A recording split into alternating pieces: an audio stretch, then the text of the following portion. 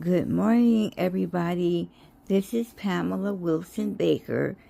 I was just calling to say hello to everybody and that I feel a little bit better today.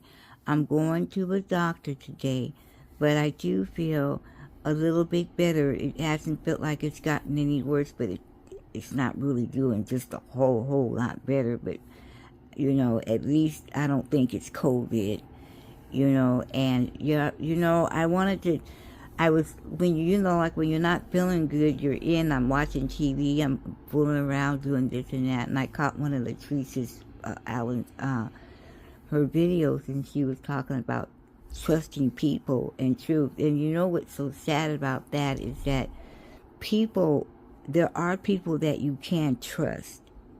But when people have been used and abused and have been taken advantage of, it they form a poor opinion of other people.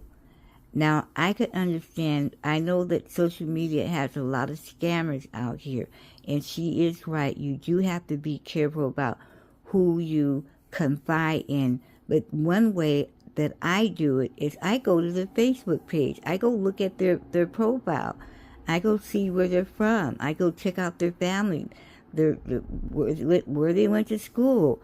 I mean, there's ways that you can verify information if you really want to know something about somebody.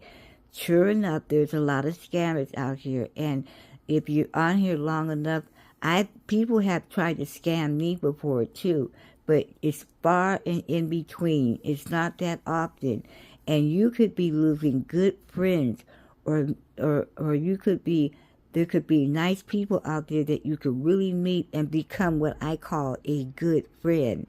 Good friends aren't always people that you grow up with or you went to school with. People, good friends can be people that you met along your way through, on your path through life, that have been able to offer you something, or you offer one another something of value. Whatever it is, it doesn't always have to be money. So it's not to say that, don't trust anybody on Facebook, don't trust anybody on social media. No, I'm not saying that you can go around and giving out your codes to everybody, but there's ways to find out about people. If there's somebody that you want to know, you go to their page, you do a little work. Look and see what their friends are saying. I mean, some of that stuff I know it could be fakey, but I think for the most part, most people, majority of people, put down truthful information. Mine is truthful information. If you want to know about me and my family and my siblings, I try to put a list as much as I can. My phone number is even on there if they want to call to verify.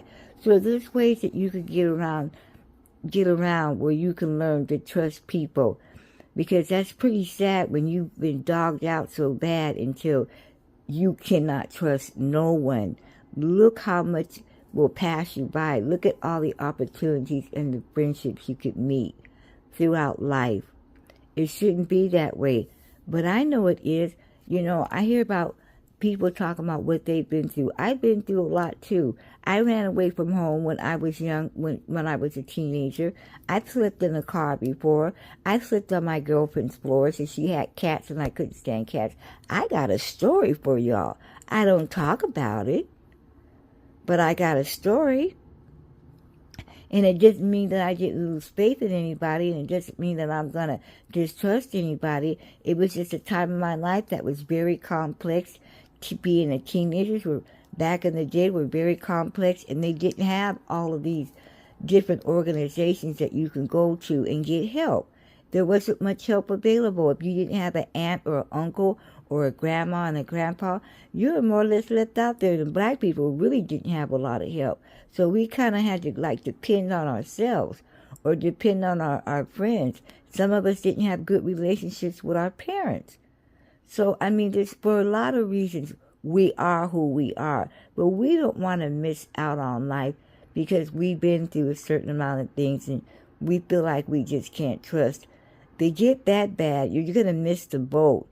And it's no fun, you meeting people if you really, really like and you really want to be a friend, oh, but I can't trust them because, no, you don't want to, that's not how you want to end up, and especially if you're young. Do your own research. Do your own investigation. If you've been around people long enough, you can hear, there's words that people can say that you can hear and know that they're not being upfront or for real. I mean, I see a lot of people that want friend requests before I even answer them. I go and I look at their thing, and if their pages look real skimpy and I don't see much information, then I'm not sharing much. I have my own way of doing my own investigation as well. But please don't let trust be a factor, a fear factor in you reaching out and meeting people. Because that's all we have sometimes is trust. But we just have to be careful, and we have to go about how we trust people. Like I said, you can always go look on their pages and get a little background information on them. There's ways of finding out about people. This social media is so big. I mean, my goodness, you can find out about something about almost about anything that you want these days. And then you have to use common sense. You don't have to be book smart to use common sense. A lot of us were just born with it. So if you have common sense, then use it. But don't cheat yourself out of life and good friends because of trust.